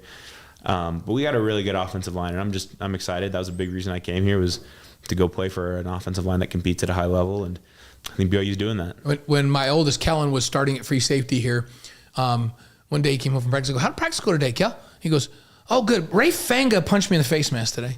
Ray was our left tackle. And I go, well, why would Ray do that? He goes, Dad, it's Ray Fanga. I was like, okay, that's our guy. That's the guy. That's the crazy guy. So what are you guys working on specifically right now as an offensive line unit here in the off season? It's not really ever off season, right. but you guys are doing a lot of things on your own. You're working with the training staff, on the strength staff, who do a phenomenal job here. Like what are some of the folks that our listener, some of the things you're doing that our folks out here and listening on the podcast can understand what you're doing to get ready? Yeah, I think the big thing, right, as an offensive line, you play as one, but at the same time, too, the things that a tackle does is very different from the things that a guard does, which is very different than the things that a center does. So I think in the offseason, the big thing has been getting together as tackles. Today right after the lift, the tackles all got together, and a big thing that we've been working is just pass protection. That's the thing that's an art, right? Run blocking, like you said, if you're crazy enough and you're strong enough, you can usually get the job done in run blocking pretty well. But pass protection is really, they don't pay left tackles to go run block in the NFL. They pay left tackles to protect the quarterback. They pay him to not hit Patrick Mahomes, right? Exactly, exactly. And so that's been a big thing that Coach Woods has emphasized, and a big thing that we've gone out and really taken upon ourselves to be really good at. Not just to be good at, to be great at. And so there have been a lot of guys out there working, but just getting back in a set, getting comfortable with it, keeping your feet in the ground, just so many different things that just trying to get us to click and to be ready to go while the season comes around, that we can roll and be some of the best pass protectors in the country. I've always found that, especially when I got here at BYU, that it didn't matter how much hours I spent film-wise or even on the field, where me and my safeties, because the other corner he's on the side, he doesn't really matter, right? But when it came to my linebacker and whatever safety was on my side, us three always had to have this cohesive, unspoken connection, right? Yeah. And I found that I got that not from field work and film work, but it was outside of the building, like playing bowling or going hiking, and I always just really thought that was crazy that we got closer doing that than doing that hours here. Have you experienced when it comes to offensive linemen, is it the other way? Is it outside the building? Is it in the film room, or is it on the field? I'd say all the above, right? Okay. I mean, you need to be on the same page when you're playing, I think, more than any position, right? Because at the end of the day, I mean, you could say, right, I mean, look at a corner, right? If you get beat, you still have a safety to help you, right? But as an offensive lineman, if it's 5-man protection, most of the time you don't have a guy to help you. If you get beat, one guy messes up or one guy goes the wrong way, that play is dead, because defenders in the backfield, and even if the defender doesn't make the tackle, then you got a million defenders right around him. And so film, right, first of all, I think you got to be cohesive. Everybody knows they're going the right way. Everybody knows the calls. Because the best offensive lines I played with, right, because I played on one Joe Moore winning offensive line. And my sophomore year, I think we should have won the Joe Moore, but we're finalists for it at Michigan. And, I think the biggest thing then is you watch, and like that year, didn't have to really say much. We just knew what we were doing. Yeah. The play was called. We could just look at the defense. We could make one call, and just everybody's on the same page. And that's the best offensive lines. But a lot of that does happen outside the field because you can trust the guy next to you. Yeah, because I can watch as much film as I want to. But if I don't have a relationship with him and I can't trust him like a brother, then how do I know on his own scheme that I can just leave the guy because I know that he's going to be right there? Right. Yeah. Right. Because that's the biggest thing I think that you see with great offensive lines is they have so much trust that if they're passing off of the game, they know the guard is going to be there because they've done it 1,000 times and they trust each other so well. Right. And if they're leaving a defender for him to pick up, everything just flows just like this, right? And so I think it's all the above, right? You got to get close in the field, got to get close in the on the field, off the field, and then also, in the classroom, in the football field. Yeah. That's great stuff. TJ, would you mention him just a little bit ago, the offensive line coach. And when I come to practice, I always go over and watch the offensive line for a little bit. Position that I played, they're like the most important people on the field for me. Right. Because I needed to trust that I could drop back and somebody wasn't coming from my backside to hit me in the back of the head. And I've loved watching TJ work with that O-line. Take us into your mindset of working with TJ. What's he like to work with? What do you like about what TJ does, and what have you learned from him so far? Yeah, I mean, Coach Woods he was one of the biggest reasons that I committed to BYU. And, he's been such a huge help since I've been here. And Coach Woods is intense. Like, he really is. I mean, I think you've seen it at practice. He's intense. He's going to get on you. If you mess up, he's really going to coach you hard. But he's also going to love you really hard, too. And with Coach Woods, one thing I sensed just immediately from him is, I could sense that he was intense even on the phone with him recruiting. But I also just sensed his sense of urgency to win. And that's the reason he was intense, because he wanted us to be the best, because he loved us and cared about us and cares so much about BYU football. And that's the type of guy I want to play with, because he's going to go out to war. He's going to prepare you to go out to war. And he would do anything to throw a helmet on and be out there with us, right, if he could. And that's why he prepares us as well as he can, gets us excited as we can be.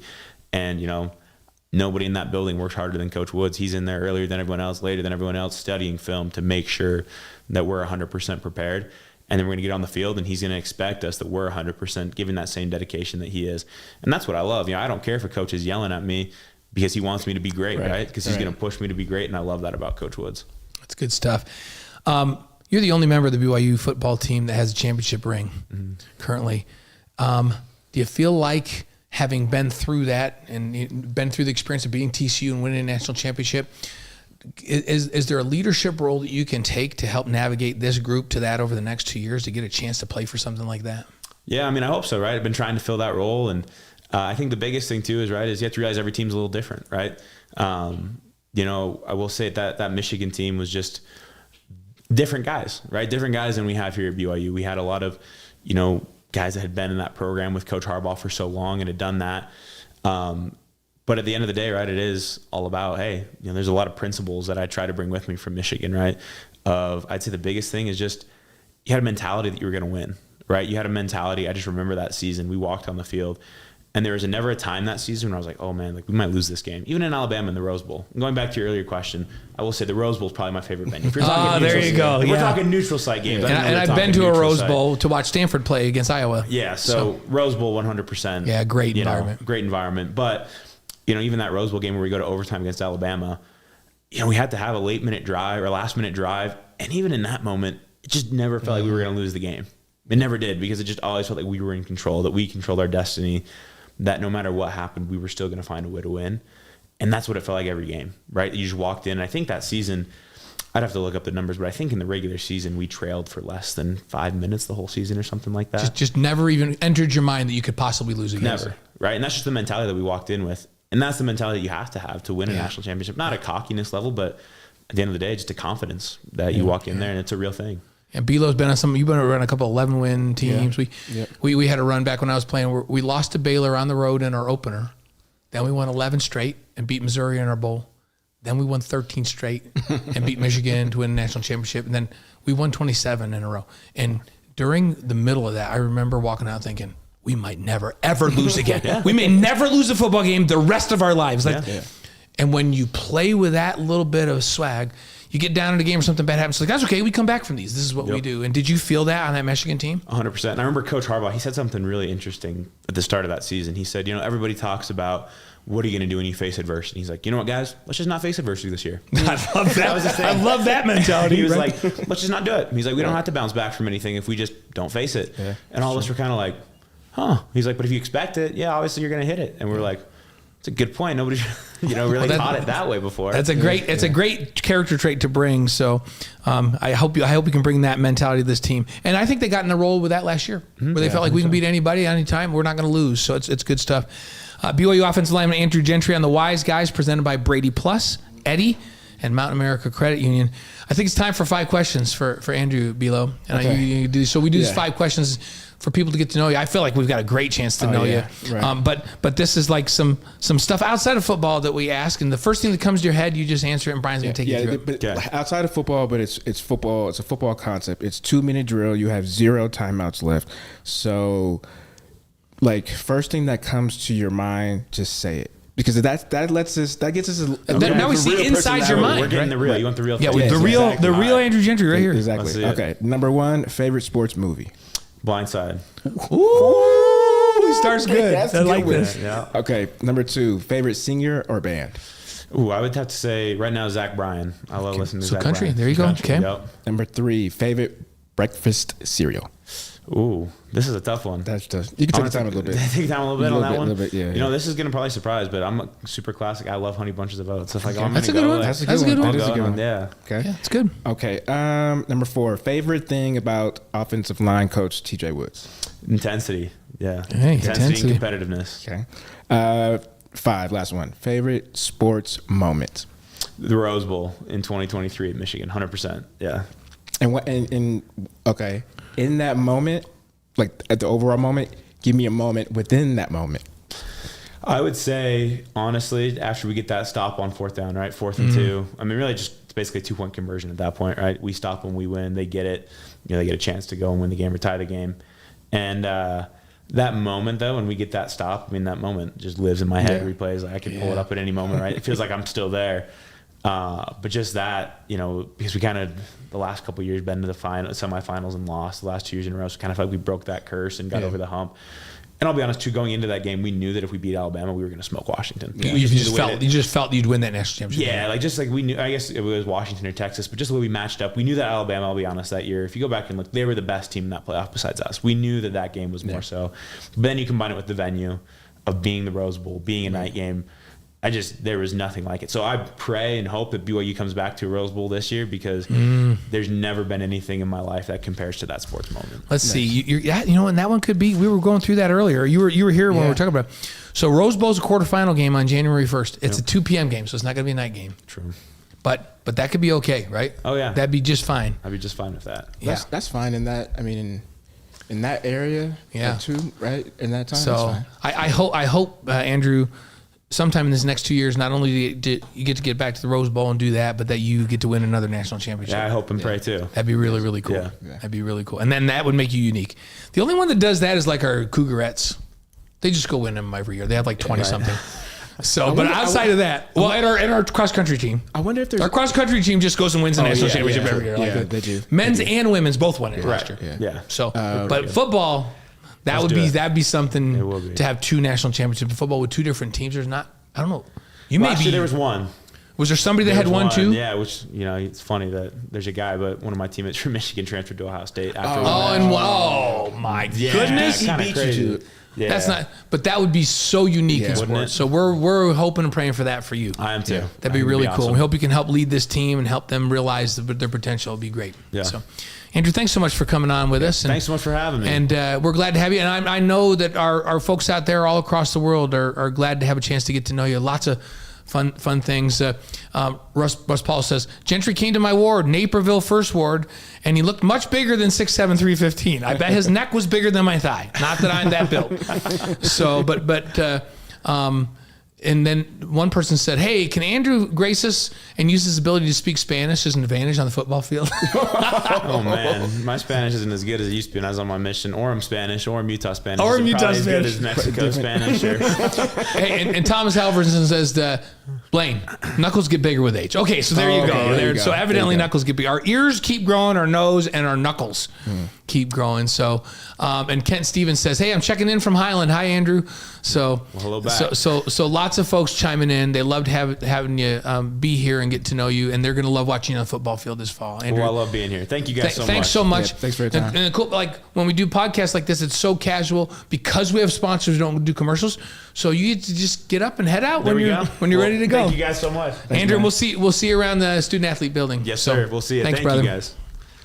Andrew Gentry. How fun is that? It's so fun to have Andrew on here. And it's going to be fun to watch him out there. When I had Andrew and Gentry and Jada up at the Fan Fest, because Jada's about the same size as Andrew. And we got done with the interview and we got up afterwards, and I was standing in between the two of them. And I felt really, really good about it. I'm like, if I had these two tackles protecting me, it would have been great. I would have felt really, really secure having those two guys take care of me on the outside. See, my insecurities would have kicked in, and I would have been like, don't stand too close to me. Don't stand by me. No, in that line that I played with, like our 84 line national champion, they were like 6'5", 6'6", 6'5", 6'5", 6'6". So that was a big line. We had a big offensive line that year. And I love that. Those guys just protect you. Well, those usually Those are my favorite guys on the team, the offensive linemen.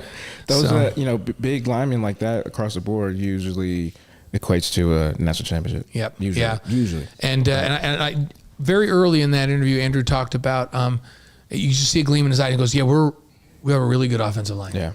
Yeah. And I believe that. I've watched him a little bit in spring ball. Now you had Andrew do that, who couldn't participate because he was healing up. But big, athletic. And isn't that interesting? They had him drop from 327 down to 315. And my mindset, I think, is TJ likes those tackles, big and physical, but be able to pull. Yeah. And to be able to be quick and have good feet out on the edge. There's some really good edge rushers in the Big 12 coming off that edge to have that foot quickness in that. So he likes them long and lean. Well, I think also too. Long and lean at 315. Right. I think T-John Karoma is a good example because he didn't have the size, right? But his strength, he was one of the strongest on the team. Crazy strong. So I feel like if you have the size to not get pushed around physically, which clearly Andrew does, but then you bring the strength with it, why do I need that extra weight? And we all know that what extra weight potentially could do, like you said, either Make slow you you slower down or potentially cause some injuries, right? Well, and here's the thing. 327 is okay if you're just going to be a road grader and block run. Right.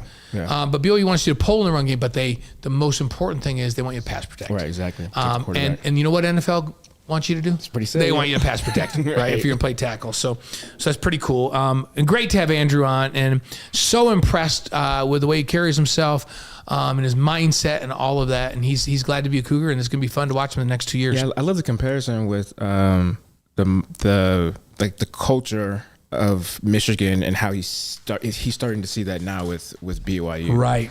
And I feel like as an alumni, like we've kind of missed that, right? Yeah. Or maybe I don't want to say missed it, but maybe it hasn't been out in the universe where we could pick up on it. We know what's going on, but for somebody outside to look in and see that, the fact that it's portrayed out there now is a really, really good feeling. Yeah, really good feeling. So he brought a lot of good stuff. So nice to have him on. Hey, let's hit our Cougar Board question of the week. Let's do it. And we discussed a little bit, but we'll expound on it a little bit more, and then we'll get to a few more headlines and roll us out of here. But Cougar Board question of the week, I've got it here. If you're not familiar with the Cougar Board, it's the largest online community of BYU fans. Thousands of posts every day. This question comes from Curdy, one of their inside subscribers. And the question is, how do you see the House settlement affecting BYU sports? We talked a little bit at the beginning of the show about the House settlement, but how does this directly affect BYU? I think it can go two ways. It could impact BYU in a positive way if there's not too much actually, I'm sorry. The settlement where they're paying the money. Yeah, well, and I think she's probably talking about. I think Kurt's probably talking about the whole thing. Okay, I was gonna say because this probably doesn't affect BYU. We got money, but as far as like the overall thing, I think if there's no cap, right? If it's not truly regulated, I mean, look at what we've done in NIL so far. So it potentially could play into our favor. If it is capped, I don't think that. At least it's a level playing field if it's capped. Yeah. And we now know that BYU can compete in an NIL world. We know that, especially watching basketball this last year, right? The only thing I could think of the issue is if they decide to hire them as employees, what does that look like from the church standpoint? Because we're hired, right? By we work for BYU TV. We work for BYU TV, which is part of the university and part of the church, right? Part of the church. So in actuality, I mean, how I see that is that I'm a church employee, right? Like I got to go and get my ecclesiastical this week, right? To keep up with it. So how would BYU look at that and say, do we want to hire her? Well, it'll actually be because none of that has been fleshed out. Right. I do think having some restrictions on it makes the level playing field. So like a Texas or an Ohio State just can't go out and purchase everybody, or Miami can't pay a quarterback $10 million. They'll be over their cap, right? So I think that's there. I think BYU's shown that they can compete as long as there's some structure around it. I worry about them limiting the rosters to 105 in football. Yeah. Because BYU's always operated with 123 or more. And some unbelievable walk-on players who have gone on to be Pro Bowlers would have been part of that between the 105 to 123. So here's the interesting thing, and I don't know how BYU's going to manage this. So the settlement now says if you were already part of the program or you're already committed, they can have more than 105 for this next year for a year only. Well, guess what happened to all the schools? They had discussions at the end of spring ball. They didn't cut them. They told kids, listen, we're probably only going to be able to have 105. We're going to help you go find another place. You saw some people in the transfer portal that's the discussion they had. Yeah. And they went elsewhere that if this thing had come out earlier, they would have kept them. And they might have been able to develop. And kids, I think, would have stayed. So I don't like the timing of that because I think we lost some kids that they would have loved to have be part of this program. Unfortunately, when the judge rebutted and said, hey, if you can show me roster cuts, and it doesn't have to be immediately. Right. Here's an example. Maybe taper off 5 every year till you get to 105 or whatever. Right. Whatever that number was that they agreed on. But I guess the NCAA, when they came back and proposed it, they fumbled. And then the judge delayed it and said, this is not what I asked for. So if they would have did it a month prior or we would have kept some other kids, right? Yeah. And I'm really interested to see how they're going to administer how they're going to distribute the money, how this whole, how it's going to be. They talk like, hey, positions and where there'll be a standard rate for different things.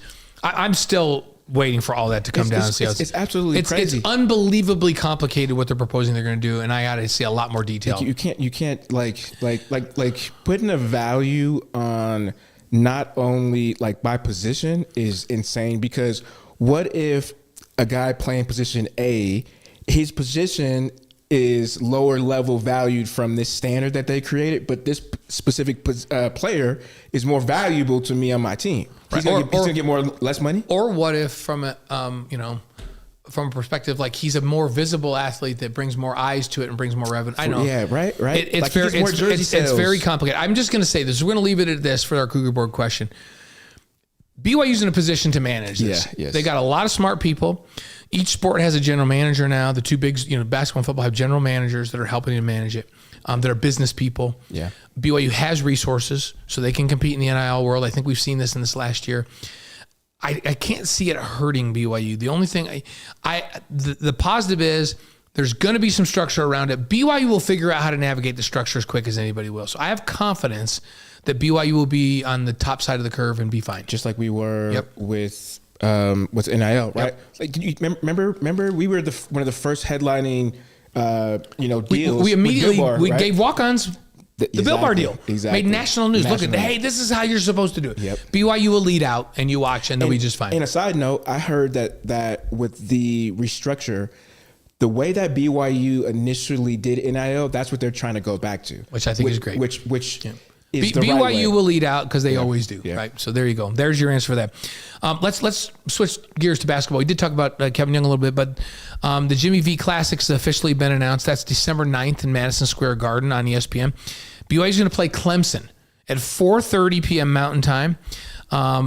Remember, Madison Square Garden is the site where BYU won the NIT championship in 1966, or go back to the scene of the crime. UConn will play Florida at 7 p.m. Mountain. And then BYU faces UConn on November 15th at TD Garden in Boston. Yeah.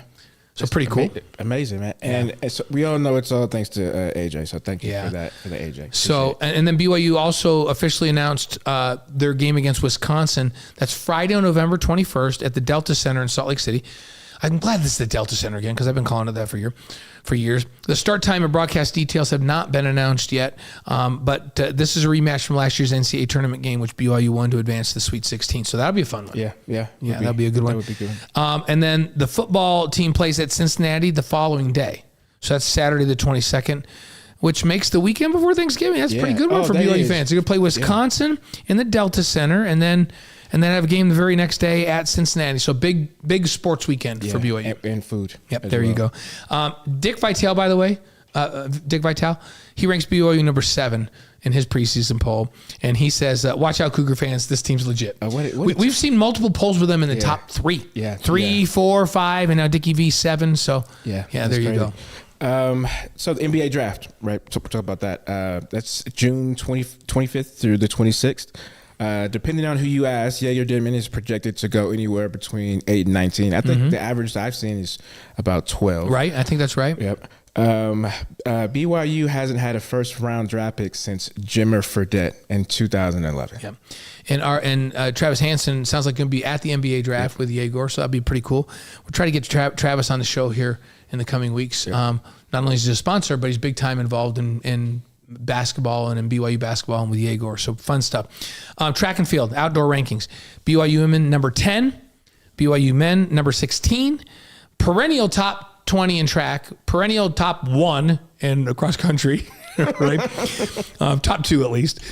This week, the NCAA Outdoor National Championships are Wednesday through Saturday in Eugene, Oregon. 18 Cougars qualified for nationals, so that's really cool. We'll be watching to see how they perform. What's our recruiting? Well, you know what? Our rival stars for football? Yeah, our recruiting's phenomenal.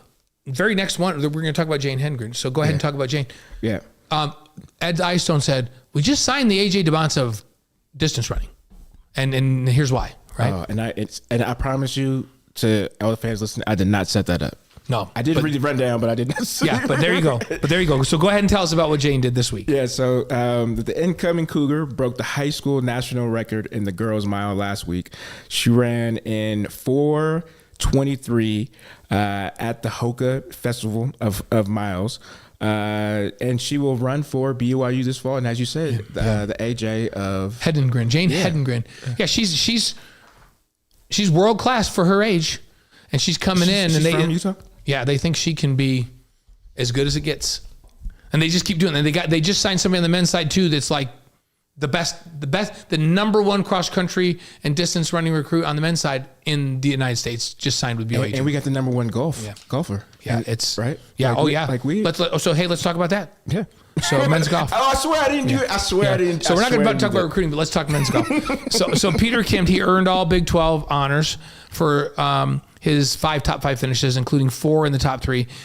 Kim took 5th overall at the Nevada Regional and led the Cougars to a 13th place finish at the NCAA Championships. He'll be a junior next season. And BYU signed top golf recruit. Yeah. So there you go. Yeah. That's what you're talking about. I am. Yep. It's good stuff. Everything's moving forward. It is. Yeah, everything's moving forward. What a time to be a Cougar. We got to get a shirt made or something like that. Yeah. What a time to be a Cougar. So. Women's volleyball. The non-conference schedule was announced. Season opener August 29th versus Fairleigh. Yeah, it's Fairleigh Dickinson. Where's that at? I'm not even sure. Is that one of those like DJ? Can you Google it for us? Where Fairleigh Dickinson is that one of those D2 schools where like or you can chat GPT it. You don't have to Google ask it. Chat, yeah. I don't even know what we do here. Or we could ask this chat. Yeah. Oh, we could add the folks maybe know where Fairleigh Dickinson is. Where's it at? Where is it? Where is it? Yeah. New Jersey. Oh, it's in New Jersey. Oh, okay. So fairly. Why don't I know that? I grew up right back there. That's in your hood. There you go. And that will be at the Smithfield House. Yeah. Marquee games. That's on the schedule. Wichita State at BYU. That's September 5th. BYU at USC. That's September 11th at LMU. And then the Big 12 opener is against Colorado.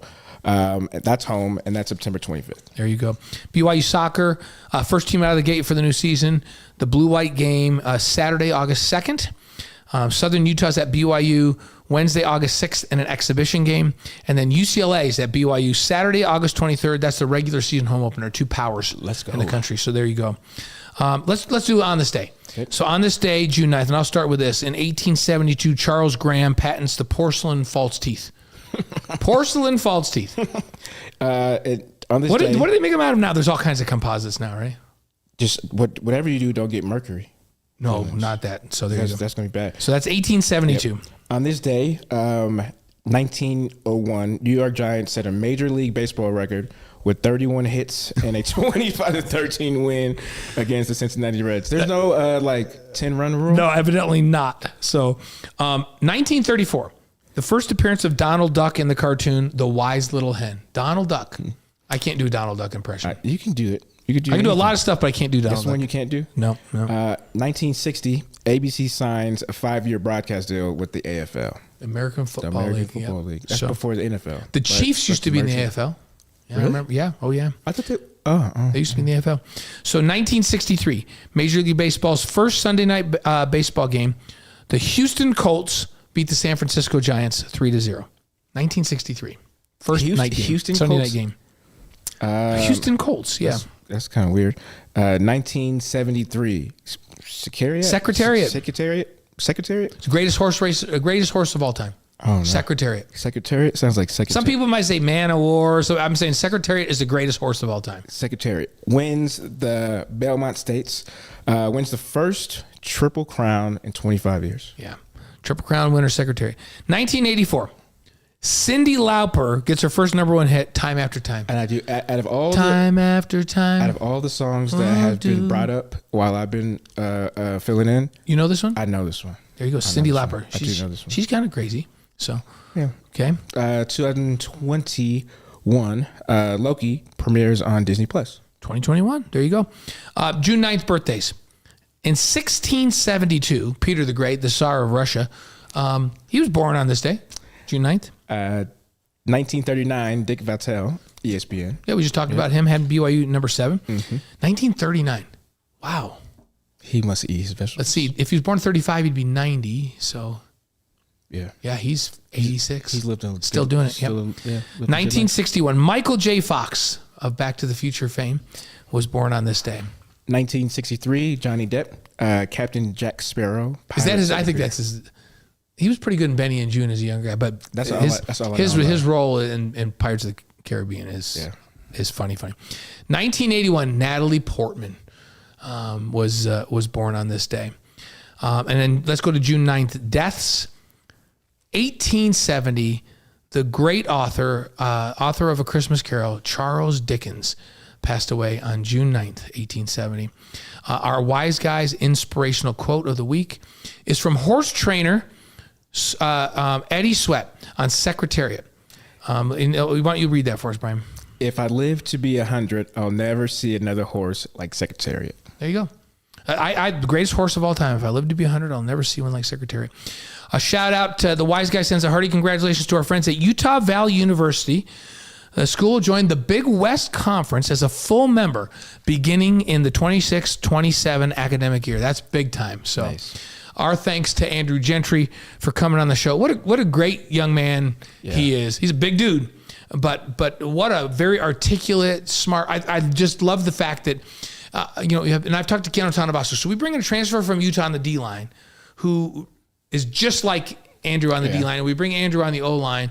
We're not just bringing in great players, we're bringing in leaders to this program, and they're both phenomenal fits. And I think anybody that listened today can see that Andrew Gentry is a phenomenal fit for here at BYU. Thanks to him for being out here. Next week, Chris Karpowitz and Kelly Patterson, 2 professors who teach American heritage at BYU. They'll be here to defend a class that always gets a bad rap. That's a horrible American Heritage. Like when I came here, it's like, that's a general education class. You got to take it. I was like, no. Like everybody hated American Heritage. So they're going to come in here and they're going to defend that. There's no defending that. There's no defending we will see. Where we'll be this week. Am I off the rest of this week or do I have a Sports Nation? No, I'm off the rest of this week. I'm in Sports Nation next week. Nice. I'm going to see you in the gym, I hope.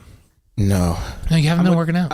I got the baby. That's right. You got the baby. You're going to do it. Yeah. So Dave's going to be on the Deseret News all week. If he was right now, he's up hosting the Deseret News High School Sports Awards up there with Travis Hansen. So, but you can read Dave all week. Thanks to Bilo, my nephew, Anytime. the great Bilo, for filling in for Dave tonight. Remember, Wise Guys is presented by Brady Plus, supplies plus support by Eddie, HR and payroll software built for small businesses. See how Eddie can serve your team at eddy.com, EDDY.com, and by Mountain America Credit Union. Apply for your BYU credit card featuring a $100 bonus at any Mountain America branch or macu.com/BYU Visa. And Wise Guys is distributed by the Deseret News. We'll see y'all next week.